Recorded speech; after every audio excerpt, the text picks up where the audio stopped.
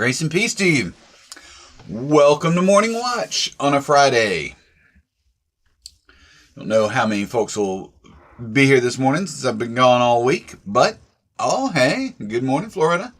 Good morning, Kenna. Thanks for being here. I am back after a good week with my mom, so all went well. Hope y'all had a good week as well.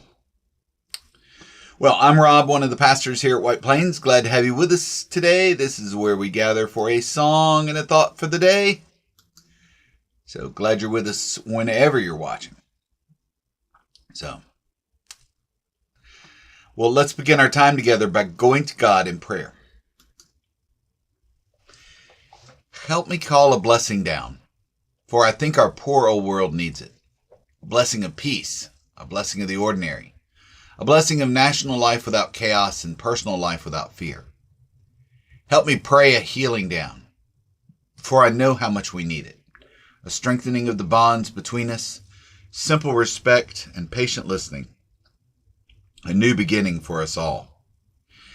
Help me welcome the sacred down, the wide-winged spirit drawn from every corner of heaven to walk among us once more, to show us again how it can be, when justice is the path and love the destination. I'm in and I'm in. Morning, Dr. Lee. Morning, Vernon.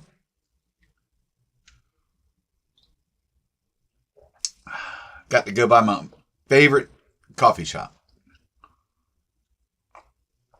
in Hickory. Emerson's Coffee makes some of the best ground coffee for home. Every time I'm through there, I pick up some. All right. So here's a Rich Mullins song that I think really plays into our theme. If you remember, we're working through this book, Ladder to the Light by Bishop Stephen Charleston. And the last section of this rung on the ladder that he calls renewal is about kinship. And so I thought of this song, Rich Mullins' song called Brother's Keeper.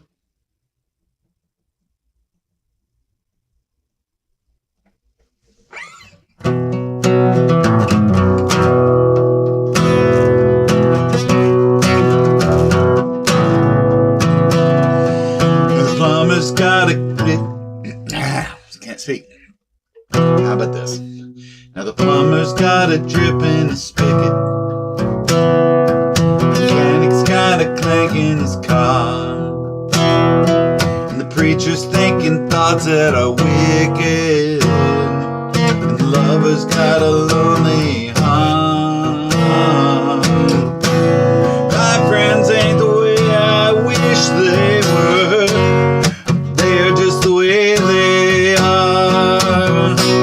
And I will be my brother's keeper, not the one who judges him. I won't despise him for his weakness. I won't regard him for his strength. I won't take away his freedom. No, I will help him learn to stand. And I will be my brother's keeper.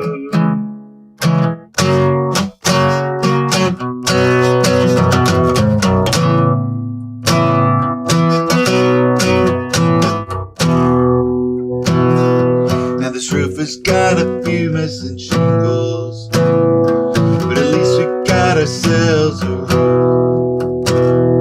They say that she's a fallen angel. I wonder if she recalls when she last flew. There's no point in pointing fingers unless you're pointing to the truth. And I will be my brother's keeper, not the one who judges him. I won't despise him for his weakness. I won't regard him for his strength. I won't take away his freedom.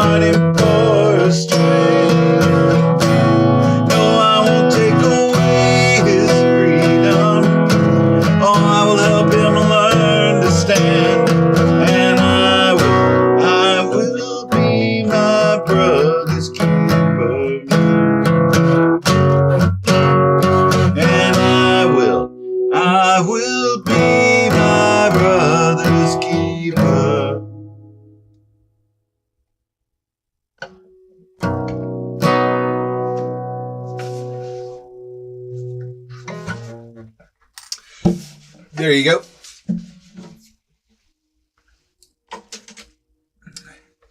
Brother's Keeper, Rich Mullins. Thank you, Kenna. We had a great time together. We got some good stuff done. So.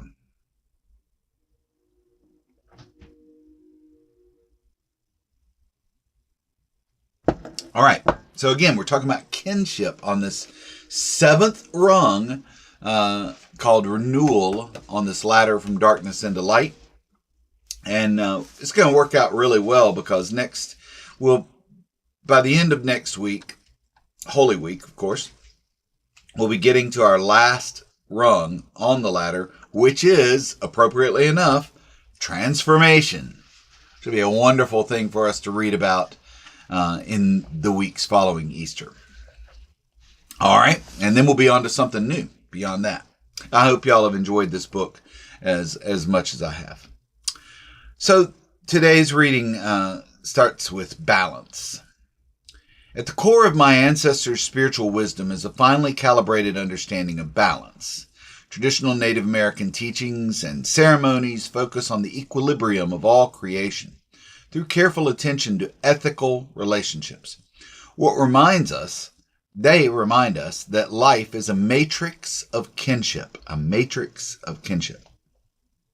When the reciprocal obligations of kinship are not honored, that matrix begins to crumble. Respect begins to unravel, and conflict emerges as life seems out of control. Balance is like telling the truth. It is not one option among many if you want to create a stable world.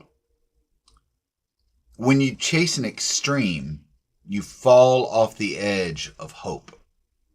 I thought that was real. I had to think about that one for a while.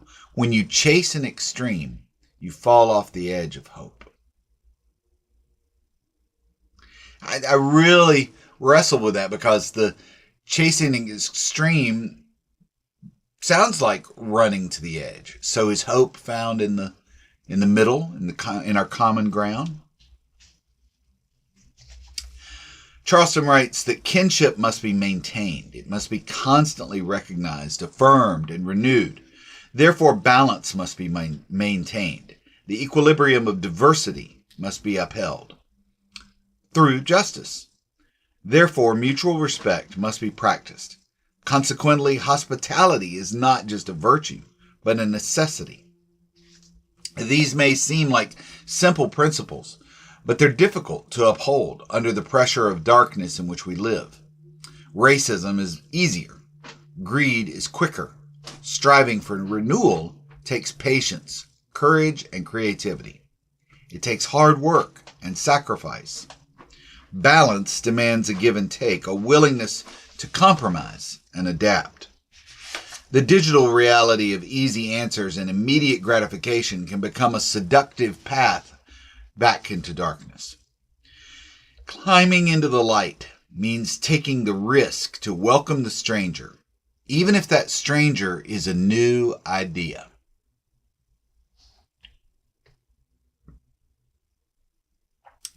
He also writes, our common condition. One of my ancestors' fundamental principles was the spiritual obligation of hospitality. Any person who came to the door was to be greeted with food and drink. No one could be turned away. The reason for this was more than superficial. Offering a stranger something to eat is a reminder that we all get hungry. Offering water is a reminder that we all get thirsty. In other words, we are all the same. Those reminders are more critical today than ever before. As our society splinters, the ancient wisdom of hospitality becomes a powerful symbol. It tells us to remember our common condition. It calls us to act in ways that defy the fear of difference. We learn to be strangers when we close the door on our humanity. We learn to be strangers when we close the door on our humanity. Offering a stranger something to eat is a reminder that we all get hungry. Offering water is a reminder that we all get thirsty. He writes that when we make the exchange of spiritual insight and allow the tradition of Native America to speak to the darkness that surrounds us, we find a powerful new way to understand our situation. Without kinship, a nation is a nation in name only. It is a random collection of isolated people, all competing for one another, with one another, bound together by rules that often favor the few over the many.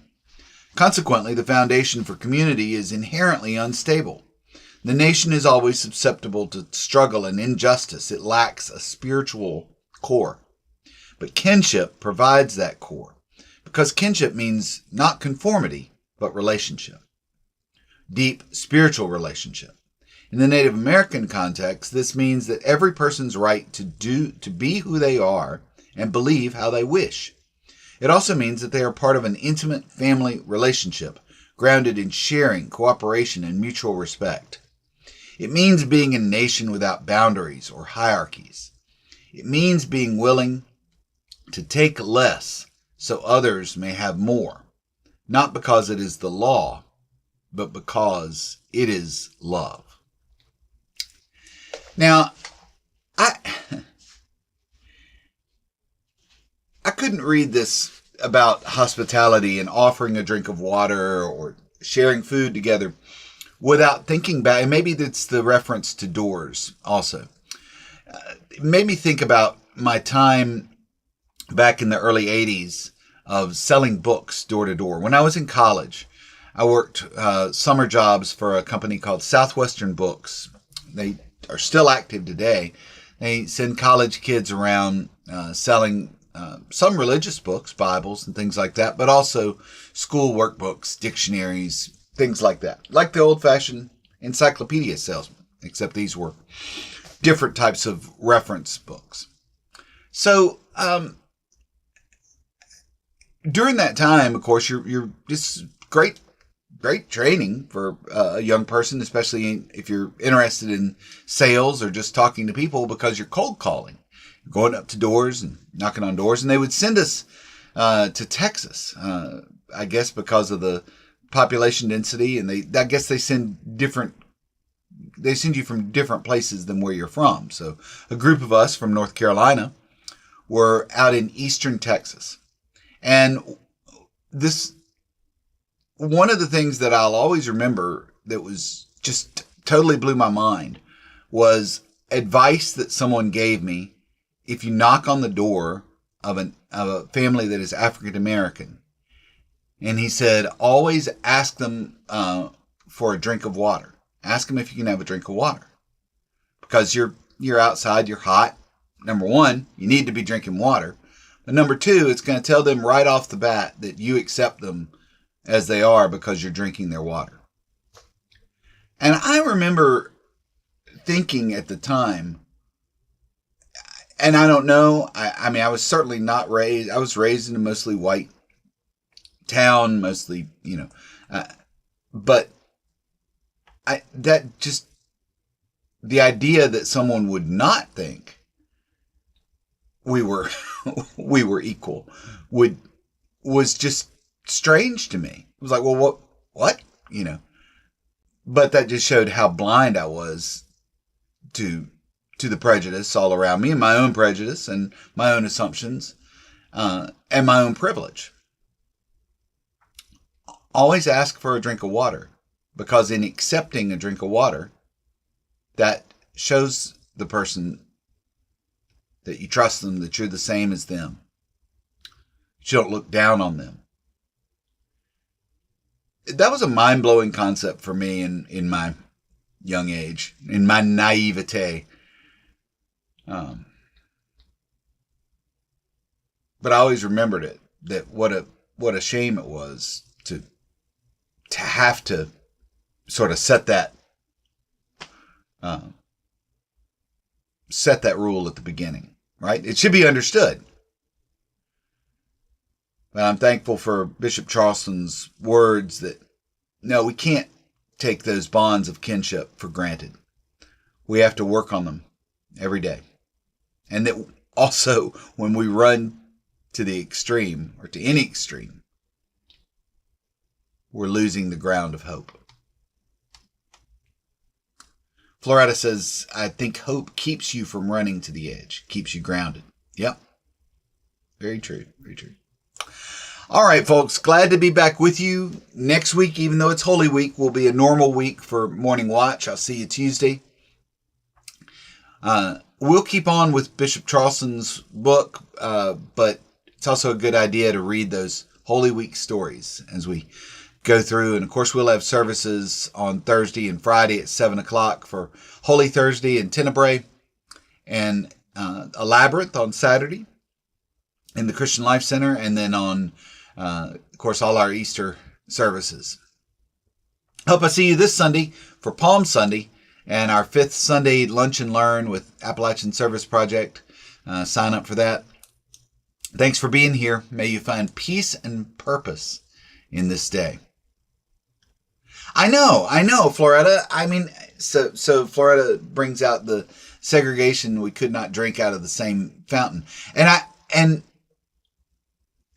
growing up in the 70s in, again, mostly white settings, I understand that. I was taught that, but I didn't understand the deep cultural wounds that left, and how much just asking for a drink of water for someone or sharing a drink together, what that said.